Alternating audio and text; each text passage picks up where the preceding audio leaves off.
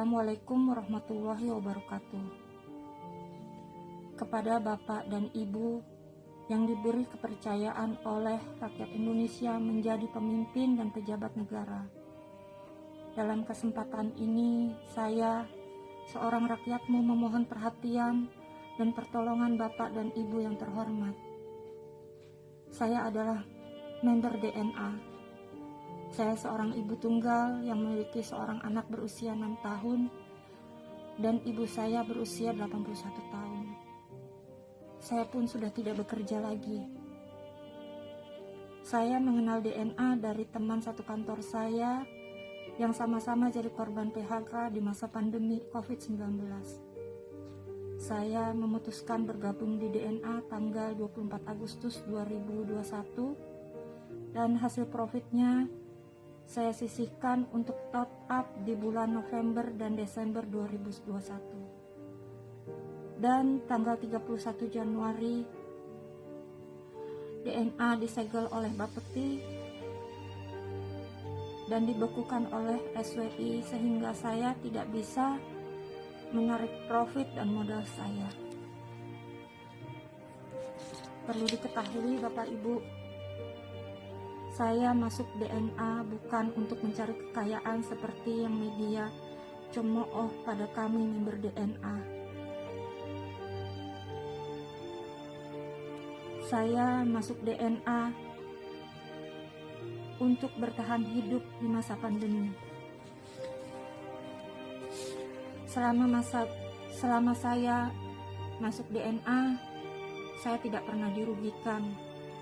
Malahan berkat DNA, anak saya bisa terapi kembali. Bapak dan Ibu perlu ketahui, anak saya awalnya mengalami keterlambatan bicara, yang kemudian saya masukkan ke klinik tumbuh kembang untuk terapi wicara. Karena biayanya mahal dan saya tidak mampu, saya pun stop, tidak melanjutkan terapi. Tetapi setelah bergabung di DNA, saya pun dengan penuh percaya diri membawa anak saya kembali untuk masuk ke klinik tumbuh kembang. Di sana anak saya dites IQ dan hasilnya oleh dokter tumbuh kembang anak saya divonis mengalami disabilitas intelektual ringan. Tentu sebagai ibu hati saya hancur dan tidak menyangka. Tapi dokter bilang anak saya bisa disembuhkan dengan terapi. Terapi bisa dijalankan untuk penyembuhan kurang lebih selama 3 tahun. Saya pun tidak masalah dengan biaya karena profit yang saya dapat dari DNA sangat cukup untuk biaya hidup, untuk sekolah anak saya, dan untuk terapi anak saya. Perkembangan anak saya pun sangat bagus setelah ikut terapi di klinik tumbuh kembang. Semua berkat DNA. Namun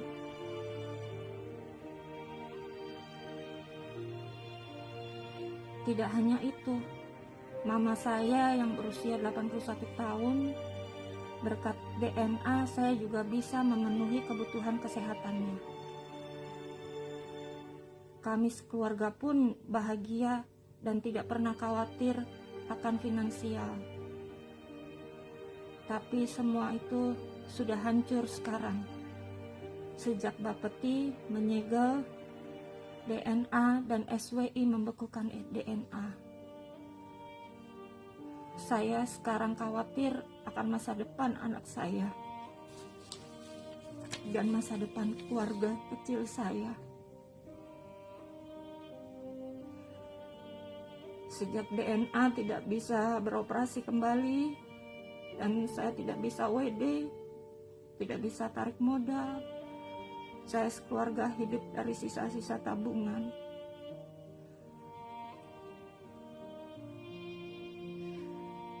Maka dalam kesempatan ini Saya dengan penuh kerendahan hati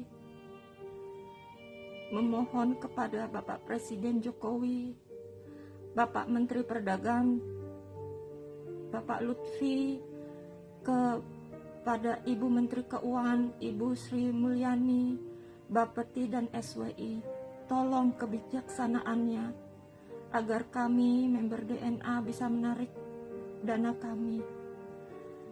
Tolong kami Bapak dan Ibu pejabat, tolong kasihanilah kami member DNA.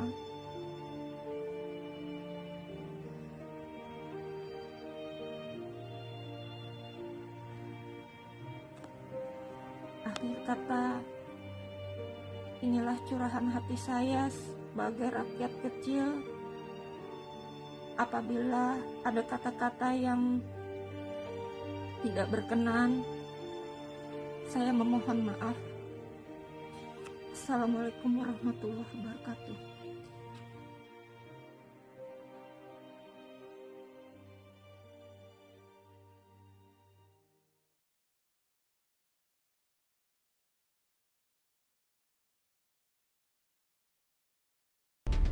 Bapepti ini bilang robot-robot trading ini ilegal. Sampai sekarang itu belum ada robot trading yang legal ya sih menurut Bapepti. Belum ada yang disetujui atau diizinkan oleh Bapepti. Faktanya tapi perusahaan-perusahaan itu punya SIUP-L yang kasih adalah Direktur Bina Usaha dan Pendaftaran Perusahaan. Nah itu apa? Itu di dalam Kemendak juga loh. Mengherankan ya, kenapa sih satu rumah punya dua aturan yang berbeda. Bukan wewenang Bapepti, tapi Bapepti bisa menyegel pada akhirnya. Dan Bapepti kemarin di rapat Komisi 6 kan juga bilang, kami melarang penggunaan exchanger gitu.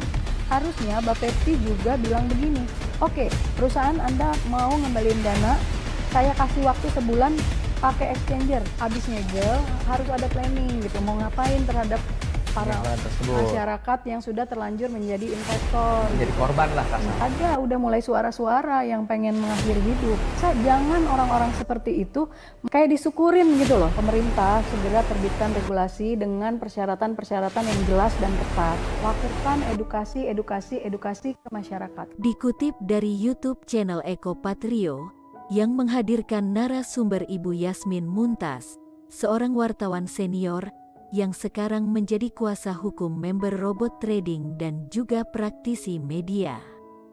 Ibu Yasmin menjelaskan apa yang dijabarkan oleh Bapepti mengenai kenapa robot trading dikatakan ilegal. Ternyata Bapepti ini bilang robot-robot trading ini ilegal. Karena apa? Karena menggunakan brokernya dari luar negeri dan itu artinya tidak terregulasi oleh Bapepti. Nah terus yang satu lagi alasannya mengapa dia ilegal adalah dia melakukan penghimpunan dana masyarakat dan itu sebenarnya salah satu kegiatan yang dilarang oleh perusahaan gitu. Nah, faktanya tapi perusahaan-perusahaan itu punya SIUP-L. SIUP-L itu apa? Surat izin usaha penjualan langsung. Nah, yang kasih siapa? Yang kasih adalah Direktur Bina Usaha dan Pendaftaran Perusahaan. BINUS itu. BINUS PP itu, BINUS dan PP.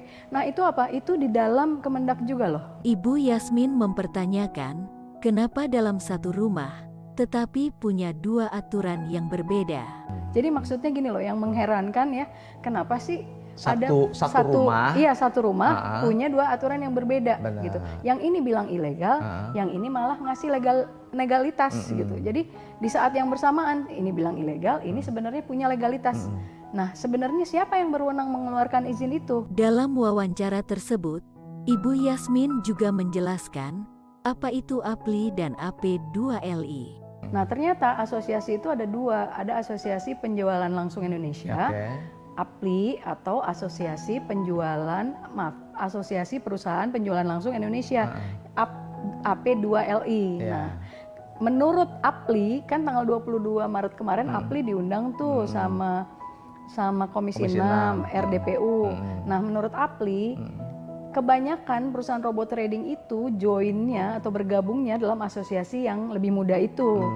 AP2LI. Jadi yang lebih tua itu APLI, yang lebih muda itu AP2LI. Dan menurut APLI, robot-robot trading tuh perusahaan itu kebanyakan tergabungnya di AP2LI. Syarat untuk mendapatkan izin SIUPL adalah perusahaan tersebut harus tidak berskema Ponzi atau tidak berskema terlarang.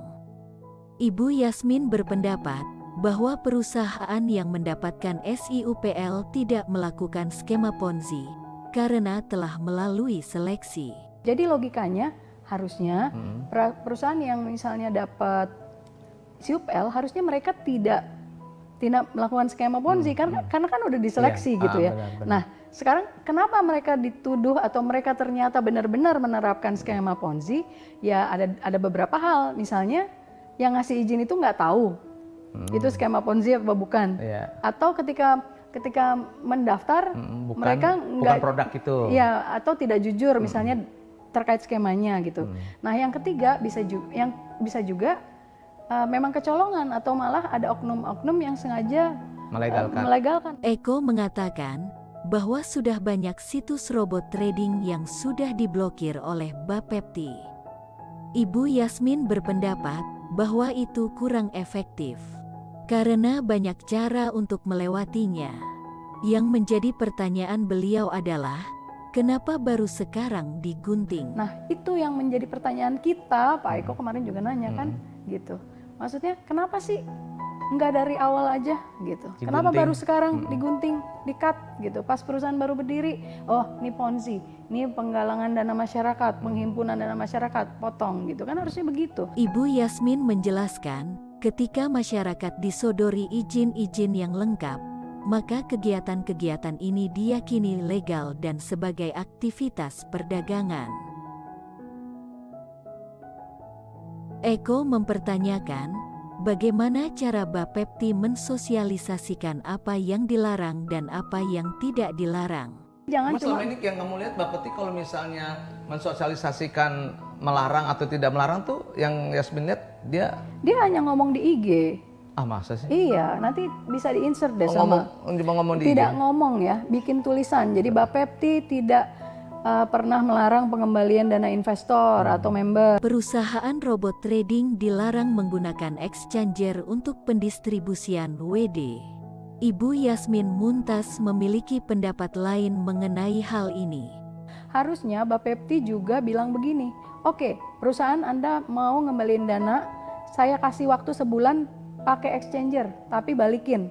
Nah, kalau mereka misalnya dalam sebulan nggak bisa balikin, kan jadinya terbukti bahwa oke, Anda itu memang Ponzi gitu. Tapi kalau ternyata bisa balikin, nah mungkin akhirnya ternyata ada yang benar gitu. Ibu Yasmin menambahkan bahwa sudah ada suara-suara yang bahkan ingin mengakhiri hidup karena tidak sanggup jika dana ini benar-benar tidak kembali. Jangan orang-orang seperti itu malah kesannya gini loh, kayak disyukurin gitu loh. Udah tahu gini, kenapa ikut gitu? Kan mungkin ada aja suara-suara kayak gitu. Ada yang begitu. Kasian loh. Maksud saya gini loh, orang menjadi member atau menjadi investor, saya membedakan member dan investor. Kalau member adalah menjalankan bisnisnya. Tapi kalau investor adalah orang yang just ikut, dan itu yang bakalan kena paling kepukul kalau misalnya ini beneran Ponzi, karena mereka paling bawah, nggak narik orang, mereka cuma invest, terus baru invest lagi misalnya, bisa kena pukulan berat gitu loh, apalagi kalau besar gitu. Dan yang tadi Mas Eko tanya belum saya jawab, udah mulai suara-suara yang pengen mengakhiri hidup karena nggak sanggup gitu. Kalau emang ini benar-benar dananya nggak balik. Dan saya sebenarnya tadinya mau berusaha mengajak orang-orang itu, tapi mungkin karena alasan tertentu ya, mungkin berat juga ya untuk mengakui ini di media sosial, jadi ya kita pahami lah. Ya paling enggak aspirasinya udah disampaikan lewat saya. Demikian cuplikan wawancara Eko dengan Ibu Yasmin Muntas. Untuk video wawancara lengkap, silahkan kunjungi YouTube channel Eko Patrio TV. Linknya bisa Anda lihat pada kolom deskripsi. Terima kasih.